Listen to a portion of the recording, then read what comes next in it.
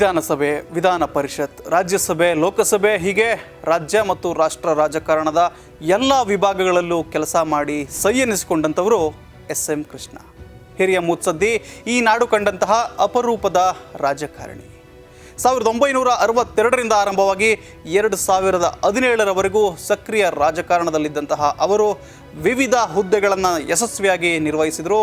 ಅಭಿವೃದ್ಧಿಗೆ ಹೊಸ ದಿಶೆಯನ್ನು ತಂದುಕೊಟ್ಟವರು. ಕೃಷ್ಣ ಅವರ ಯುಗಾಂತ್ಯವಾಗಿದೆ.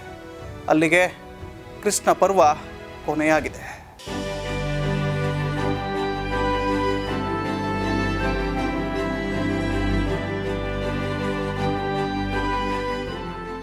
ಹೌದು, ರಾಜಕಾರಣಕ್ಕೆ ಹೊಸ ಮೆರುಗು ತಂದವರು ಕೃಷ್ಣ. ಖಾದಿ ಬಟ್ಟೆ, ಗಾಂಧಿ ಟೋಪಿ, ಪೈಜಾಮದಂತಹ ಉಡುಪುಗಳು ರಾಜಕಾರಣಿಗಳಿಗೆ ಹೇಳಿ ಮಾಡಿಸಿದ್ದು ಎನ್ನುವ ಕಾಲದಲ್ಲಿ ಸೂಟು ಬೂಟು ಧರಿಸಿ ಬಂದವರು ಕೃಷ್ಣ. ವಿದೇಶದಲ್ಲಿ ಓದಿಕೊಂಡು ಹೊಸ ವಿಚಾರಗಳು, ಆಧುನಿಕ ಚಿಂತನೆಗಳನ್ನು ಈ ಮಣ್ಣಿಗೆ ಒಗ್ಗುವಂತೆ ಜಾಣ್ಮೆಯಿಂದ ಜಾರಿಗೆ ತಂದವರು ಎಸ್.ಎಂ. ಕೃಷ್ಣ.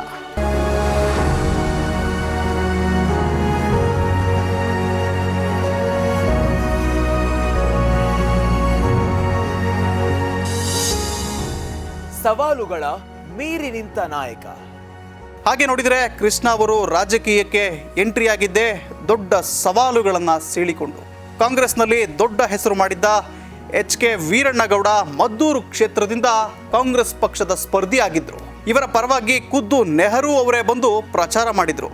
ಆದರೆ ಎದುರುಗಡೆ ಇದ್ದಂತಹವರು ಸ್ವತಂತ್ರವಾಗಿ ಸ್ಪರ್ಧೆ ಮಾಡಿದಂತಹ ಎಸ್.ಎಂ. ಕೃಷ್ಣ. ಚಿರ ಯುವಕ, ರಾಜಕಾರಣದಲ್ಲಿ ಏನನ್ನಾದರೂ ಹೊಸದನ್ನು ಮಾಡಬೇಕು ಅನ್ನುವಂತಹ ತುಡಿತದಿಂದ ಆಗಷ್ಟೇ ರಾಜಕಾರಣಕ್ಕೆ ಎಂಟ್ರಿಯಾಗಿದ್ದಂತಹ ಎಸ್.ಎಂ. ಕೃಷ್ಣ ಎದುರು ವೀರಣ್ಣಗೌಡ ಸೋಲ್ತಾರೆ. ಆ ಮೂಲಕ ಮೊದಲ ಪ್ರಯತ್ನದಲ್ಲಿಯೇ ಗೆಲುವಿನ ನಗೆ ಬೀರಿದಂತಹ ಎಸ್.ಎಂ. ಕೃಷ್ಣ ಮುಂದೆ ಸಾಕಷ್ಟು ಚುನಾವಣೆಗಳನ್ನು ಎದುರಿಸ್ತಾರೆ. ಸಾಕಷ್ಟು ಏಳು ಬೀಳುಗಳನ್ನು ಕೂಡ ಕಾಣ್ತಾರೆ. ಆದರೆ ಆ ನಡುವಿನ ಜರ್ನಿಯಲ್ಲಿ ಅವರು ಮಾಡಿದಂತಹ ಕೆಲಸ, ಒತ್ತಿದಂತಹ ಛಾಪು ಕರ್ನಾಟಕ ಮತ್ತು ರಾಷ್ಟ್ರ ರಾಜಕಾರಣದಲ್ಲಿ ಅಭಿವೃದ್ಧಿಯ ದಿಸೆಯಲ್ಲಿ ಸಾಕಷ್ಟು ಚಿರಸ್ಥಾಯಿಯಾಗಿ ಉಳಿಯುವಂತಹದ್ದು.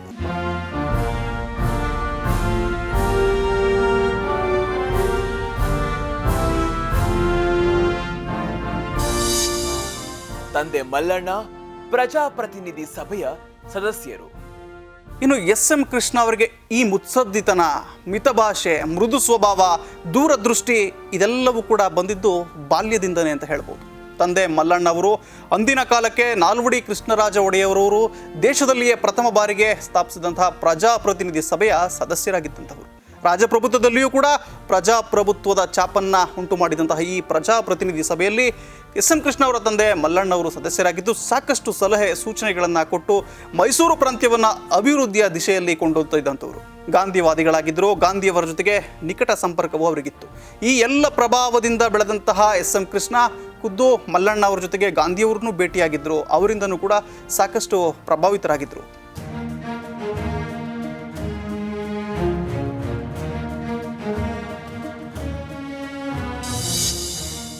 ಗಾಂಧಿ, ಕೆನೆಡಿಯಂತಹ ಮೇರು ನಾಯಕರ ಪ್ರಭಾವ. ಸೋಮನಹಳ್ಳಿಯಲ್ಲಿ, ಮದ್ದೂರಿನಲ್ಲಿ ಪ್ರಾಥಮಿಕ ಮಾಧ್ಯಮಿಕ ಶಿಕ್ಷಣವನ್ನು ಮುಗಿಸಿ ನಂತರ ಮೈಸೂರು ಮಹಾರಾಜ ಕಾಲೇಜಿನಲ್ಲಿ ಓದಿದ್ರು. ಬೆಂಗಳೂರಿನಲ್ಲಿ ಓದಿದ್ರು. ಅಮೆರಿಕಾದಲ್ಲಿ ಹೋಗಿ ಕೂಡ ಉನ್ನತ ಶಿಕ್ಷಣವನ್ನು ಪಡೆದರು. ಇದಾದ ನಂತರ ಮತ್ತೆ ಬೆಂಗಳೂರಿಗೆ ಬಂದು ಇಲ್ಲಿ ಒಂದು ಕಾಲೇಜಿನಲ್ಲಿ ಉಪನ್ಯಾಸಕರಾಗಿ ಕೂಡ ಎಸ್.ಎಂ. ಕೃಷ್ಣ ಸೇವೆ ಸಲ್ಲಿಸಿದರು.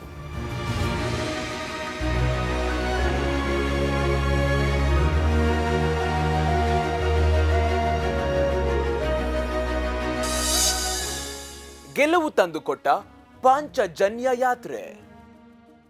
ತದನಂತರ 1962ರಲ್ಲಿ ಮದ್ದೂರು ಕ್ಷೇತ್ರದ ವಿಧಾನಸಭಾ ಚುನಾವಣೆಗೆ ಸ್ವತಂತ್ರ ಅಭ್ಯರ್ಥಿಯಾಗಿ ಸ್ಪರ್ಧಿಸುವ ಮುಖಾಂತರ ರಾಜಕಾರಣಕ್ಕೆ ಅಧಿಕೃತವಾಗಿ ಎಂಟ್ರಿ ಕೊಟ್ಟರು ಎಸ್.ಎಂ. ಕೃಷ್ಣ.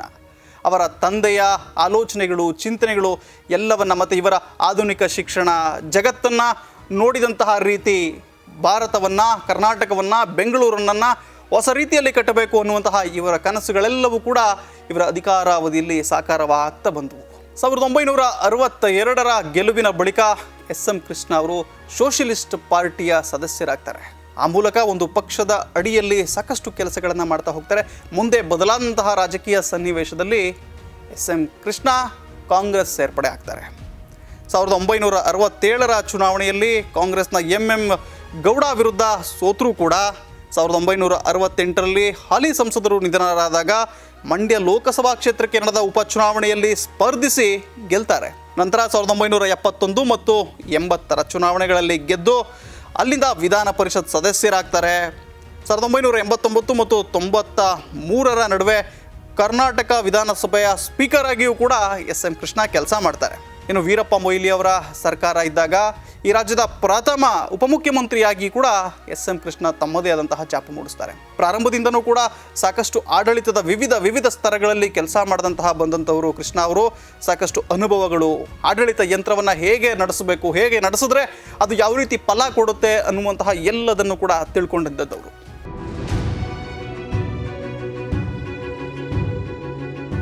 ಹೀಗೆ ಹಂತ ಹಂತವಾಗಿ ರಾಜಕೀಯವಾಗಿ ಮೇಲೇರ್ತಾ ಬರ್ತಾರೆ.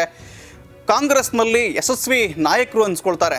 ಇದನ್ನೆಲ್ಲ ಗಮನಿಸಿದಂತಹ ಹೈಕಮಾಂಡ್ 1999ರ ವೇಳೆಗೆ ಅವರಿಗೆ KPCC ಅಧ್ಯಕ್ಷ ಸ್ಥಾನವನ್ನು ನೀಡ್ತಾರೆ. ಬಹಳ ದೊಡ್ಡ ಜವಾಬ್ದಾರಿ, ಒಂದು ಪಕ್ಷವನ್ನು ಮುನ್ನಡೆಸುವಂತಹ, ಪಕ್ಷವನ್ನು ಅಧಿಕಾರಕ್ಕೆ ತರುವಂತಹ ಜವಾಬ್ದಾರಿ. ಅದೇ ಸಂದರ್ಭದಲ್ಲಿ ಕರ್ನಾಟಕ ವಿಧಾನಸಭೆಗೆ ಚುನಾವಣೆ ಎದುರಾಗುತ್ತೆ.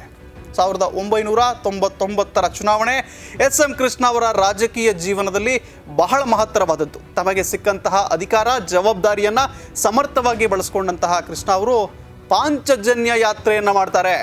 ಕೃಷ್ಣ ಅವರ ರಾಜಕೀಯ ಬದುಕಿನಲ್ಲಿ ಬಹಳ ಪ್ರಮುಖವಾದಂತಹದ್ದು ಈ ಪಾಂಚಜನ್ಯ ಯಾತ್ರೆ.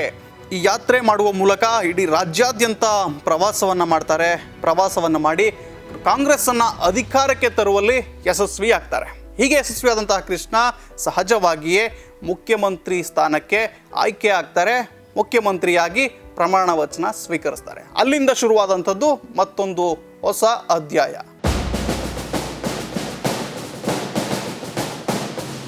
1999ರಿಂದ 2004 5 ವರ್ಷಗಳ ಕಾಲ ಕೃಷ್ಣ ಅವರು ಮುಖ್ಯಮಂತ್ರಿ ಆಗಿರ್ತಾರೆ. ಈ ಸಂದರ್ಭದಲ್ಲಿ ಕರ್ನಾಟಕ ಸಾಕಷ್ಟು ಸವಾಲುಗಳನ್ನು, ತೀವ್ರ ಬರಗಾಲ, ಮಳೆ ಇಲ್ಲ ಅಂತ ಹೇಳಿದ್ರೆ ಮಳೆಯನ್ನೇ ಆಶ್ರಯಿಸಿದಂತಹ ನಮ್ಮ ರೈತರ ಸಂಖ್ಯೆ ಗ್ರಾಮೀಣ ಭಾಗದಲ್ಲಿ ತುಂಬ ಶೋಚನೀಯವಾಗಿರುತ್ತೆ. ಮಳೆ ಇಲ್ಲ, ಬೆಳೆ ಇಲ್ಲ, ಆಹಾರ ಇಲ್ಲ. ಇದೆಲ್ಲವನ್ನು ಕೂಡ ತುಂಬ ಅಚ್ಚುಕಟ್ಟಾಗಿ ಜಾಣ್ಮೆಯಿಂದ, ತಾಳ್ಮೆಯಿಂದ ನಿರ್ವಹಿಸಿದಂಥವ್ರು. ಮತ್ತೊಂದು ಕಡೆ ವೀರಪ್ಪನ್ ಡಾಕ್ಟರ್ ರಾಜ್ಕುಮಾರ್ ಅವ್ರನ್ನ ಅಪಹರಣ ಮಾಡಿರ್ತಾನೆ. ಕಾವೇರಿ ವಿವಾದ ಭುಗಿಲೆದ್ದಿರುತ್ತೆ. ಸಾಕಷ್ಟು ಆರ್ಥಿಕ ಸಮಸ್ಯೆಯೂ ಕೂಡ ಇರುತ್ತೆ. ಈ ಸಂದರ್ಭದಲ್ಲಿ ಇವನ್ನೆಲ್ಲ ಮ್ಯಾನೇಜ್ ಮಾಡೋದೇ ಕಷ್ಟ ಅನ್ನುವಾಗ ಕೃಷ್ಣ ಅವರು ಬೆಂಗಳೂರನ್ನ ಸಿಂಗಾಪುರ್ ಮಾಡ್ತೀನಿ, ಡಿಜಿಟಲೈಸ್ ಮಾಡ್ತೀನಿ, ಭೂ ದಾಖಲೆಗಳ ಡಿಜಿಟಲೀಕರಣ ಆ ಸಂದರ್ಭದಲ್ಲಿ ಆಗೋದು. ಸಾಕಷ್ಟು ಕನಸು ಕಂಡಿದ್ರು. ಈ ಸವಾಲುಗಳ ನಡುವೆಯೇ ಆ ಕನಸುಗಳನ್ನು ಸಾಕಾರ ಮಾಡ್ತಾ ಬಂದಂಥವರು ಎಸ್.ಎಂ. ಕೃಷ್ಣ. ಯಶಸ್ವಿಯಾಗಿ ಡಾಕ್ಟರ್ ರಾಜ್ಕುಮಾರ್ ಅವ್ರನ್ನ ಕರೆತರ್ತಾರೆ. ಕಾವೇರಿ ವಿವಾದವನ್ನು ಎರಡೂ ರಾಜ್ಯಗಳ ಮುಖಂಡರ ಜೊತೆ ಕೂತು ಸಮಾಲೋಚನೆ ಮಾಡಿ, ರೈತ ಮುಖಂಡರನ್ನೆಲ್ಲ ಕರೆಸಿ ಮಾತನಾಡಿ ಒಂದು ಹಂತಕ್ಕೆ ಬಗೆಹರಿಸ್ತಾರೆ. ಅದರ ಜೊತೆಯಲ್ಲಿಯೇ ಒಂದು ವೆರಿ ಇಂಟ್ರೆಸ್ಟಿಂಗ್ ವಿಚಾರ ಏನಂತ ಹೇಳಿದ್ರೆ, ಶಾಲಾ ಮಕ್ಕಳಿಗೆ ಮಧ್ಯಾಹ್ನದ ಬಿಸಿಯೂಟ ಯೋಜನೆಗಳನ್ನು ಜಾರಿಗೆ ತರುವಂಥದ್ದು.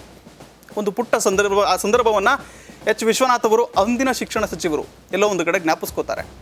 ಏನಂತ ಹೇಳಿದ್ರೆ, ಅವರು ಶಿಕ್ಷಣ ಸಚಿವರಾಗಿದ್ದಾಗ ಶಾಲಾ ಕಾಲೇಜುಗಳಿಗೆ ಭೇಟಿ ಕೊಡ್ತಿದ್ದಂಥ ಸಂದರ್ಭದಲ್ಲಿ ಒಂದು ಶಾಲೆಯಲ್ಲಿ ಮಗು ಸಪ್ಪು ಕೂತಿರುತ್ತಂತೆ ಮಧ್ಯಾಹ್ನದ ಸಂದರ್ಭದಲ್ಲಿ. ಯಾಕೆ ಅಂತ ವಿಚಾರಿಸಿದಾಗ ಅವರ ತಂದೆ ತಾಯಿ ಎಲ್ಲ ಕೂಲಿಗೆ ಹೊರಟೋಗಿದ್ದಾರೆ, ಮನೆ ಬಾಗಿಲಾಕಿದೆ, ಊಟ ಮಾಡಿಲ್ಲ ಹುಡುಗ. ಇನ್ನು ಊಟ ಏನಿದ್ರು ಅವ್ರ ತಂದೆ ತಾಯಿ ಕೆಲಸ ಮುಗಿಸಿ ವಾಪಸ್ ಬಂದಾಗಲೇ, ಅಲ್ಲಿವರೆಗೂ ಈತ ಹಸುಗೊಂಡೇ ಪಾಠ ಪ್ರವಚನನ ಕೇಳಬೇಕು. ಏನಿದು ಹಿಂಗೆ, ಈ ವ್ಯವಸ್ಥೆ ಹಿಂಗಿದೆಯಲ್ಲ ಅಂತ ಹೇಳಿ ಅದರ ಬಗ್ಗೆ ಸಾಕಷ್ಟು ಆಲೋಚನೆಯನ್ನು ಮಾಡಿ ಎಚ್ ವಿಶ್ವನಾಥ್ ಅವರು ಎಸ್.ಎಂ. ಕೃಷ್ಣ ಅವ್ರ ಮುಂದೆ ಹಿಂಗೆ ಹೇಳ್ತಾರೆ ವಿಚಾರವನ್ನು. ಹಿಂಗೆ ಆಗ್ತಾ ಇದೆ ಹಳ್ಳಿಗಳಲ್ಲಿ ಅಥವಾ ನಗರಗಳಲ್ಲೇ ಆಗಿರಲಿ, ಶಾಲಾ ಮಕ್ಕಳ ಪರಿಸ್ಥಿತಿ ಹಿಂಗಿದೆ. ಅವರು ಹಸ್ಕೊಂಡು ನಿಜವಾಗ್ಲೂ ಪಾಠ ಕೇಳೋಕ್ಕಾಗತ್ತಾ? ಹಸಿದ ಹೊಟ್ಟೆಯಲ್ಲಿ ಅವ್ರು ಪಾಠ ಕೇಳಿದ್ರೆ ಅದು ವಿದ್ಯೆ ತಲೆಗೆ ಹೋಗುತ್ತಾ? ಎಲ್ಲ ಚರ್ಚೆ ಮಾಡುವಾಗ ಕೂತು ಎಲ್ಲ ಮಾತನಾಡಿ ಒಂದು ಮಹತ್ತರವಾದಂತಹ ಯೋಜನೆ, ಅಕ್ಷರ ದಾಸೋಹ, ಮಕ್ಕಳಿಗೆ ಮಧ್ಯಾಹ್ನದ ಬಿಸಿಯೂಟ ಕಾರ್ಯಕ್ರಮವನ್ನು. ಸಾಕಷ್ಟು ಸವಾಲು, ಅಧಿಕಾರಿಗಳೆಲ್ಲ ಇದು ಸಾಧ್ಯ ಅಲ್ಲ, ಕಷ್ಟ ಸಾಧ್ಯ, ಸಾಕಷ್ಟು ಶ್ರಮ ಬೇಡುತ್ತೆ, ಕೆಲವು ಹಳ್ಳಿಗಳಿಗೆ ರಸ್ತೆ ಸಂಪರ್ಕವೇ ಇಲ್ಲ, ನೀವು ಅಲ್ಲಿಗೆ ಹೋಗಿ ಮಕ್ಕಳಿಗೆ ಊಟ ಕೊಡೋದು ಹೇಗೆ? ತುಂಬ ಜಟಿಲವಾದಂತಹ ವಿಚಾರ ಇದು, ಇದನ್ನು ಮುಂದುವರಿಸೋದು ಬೇಡ ಅಂತ ಹೇಳಿ ಸಾಕಷ್ಟು ಮಂದಿ ಹೇಳಿದರೂ ಕೂಡ ಕೃಷ್ಣ ಅವರು ನೋ, ಇದು ಬಹಳ ಒಳ್ಳೆಯ ಯೋಜನೆ, ಮಕ್ಕಳಿಗೆ ಅನುಕೂಲ ಆಗಬೇಕು, ಆ ಮಕ್ಕಳೇ ಮುಂದಿನ ಭವಿಷ್ಯ. ಏನೀಗ 30, 40, 25, 26 ಈ ವಯಸ್ಸಿನವರೆಲ್ಲ ಇದ್ದಾರೆ, ಇವರೆಲ್ಲರೂ ಕೂಡ ಆ ಯೋಜನೆಯ ಫಲಾನುಭವಿಗಳೇ. ಕೃಷ್ಣ ಅವರು ಜಾರಿಗೆ ತಂದಂತಹ ಮಧ್ಯಾಹ್ನದ ಬಿಸಿಯೂಟದ ಯೋಜನೆಗಳ ಫಲಾನುಭವಿಗಳೇ ಈಗ ಯುವಕರಾಗಿ ಉದ್ಯೋಗಸ್ಥರಾಗಿ ಇರುವಂಥದ್ದು. ಈ ಒಂದು ಜಟಿಲವಾದಂತಹ ಯೋಜನೆಯನ್ನು ಬಹಳ ಯಶಸ್ವಿಯಾಗಿ ಜಾರಿಗೆ ತಂದಂಥವರು ಕೃಷ್ಣ. ಅದರ ಜೊತೆಗೆ ಯಶಸ್ವಿ ಯೋಜನೆಯನ್ನು ತಂದರು, ಸ್ತ್ರೀ ಶಕ್ತಿ ಸಂಘಗಳನ್ನು ಸ್ಥಾಪನೆ ಮಾಡಿ ಅವುಗಳಿಗೆ ಶಕ್ತಿ ತುಂಬುವಂತಹ ಕೆಲಸವನ್ನು ಕೂಡ ಮಾಡಿದರು.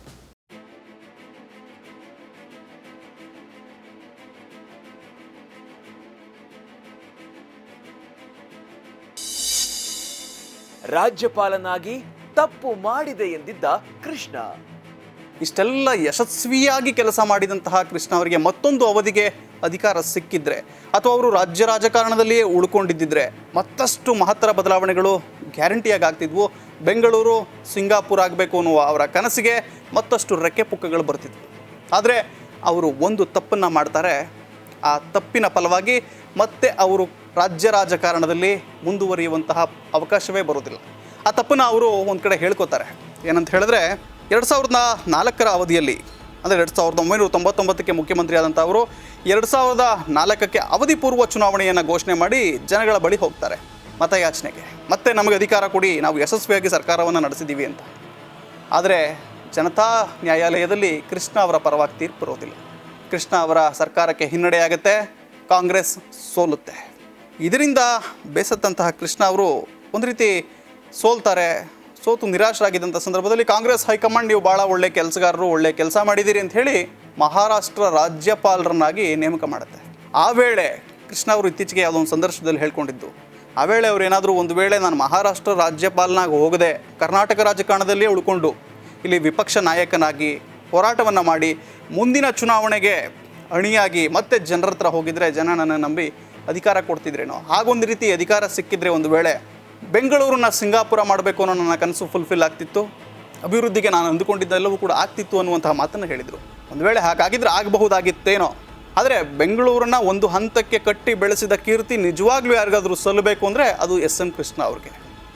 ಹೀಗೆ ಸಾಕಷ್ಟು ಒಂದೊಂದು ರೀತಿ ತಪ್ಪು ಹೆಜ್ಜೆಗಳು ಅಥವಾ ತಪ್ಪು ಆಯ್ಕೆಗಳು ಎಲ್ಲೆಲ್ಲಿಗೋ ಕರ್ಕೊಂಡೋಗಿ ನಿಲ್ಲಿಸ್ಬಿಡ್ತವೆ, ಬೇರೆ ಬೇರೆ ಅಧ್ಯಾಯಗಳನ್ನು ಶುರು ಮಾಡ್ತವೆ. ಇದನ್ನು ಸ್ವತಃ ಕೃಷ್ಣ ಅವರೇ ಹೇಳ್ಕೊಂಡಿದ್ದಂಥದ್ದು.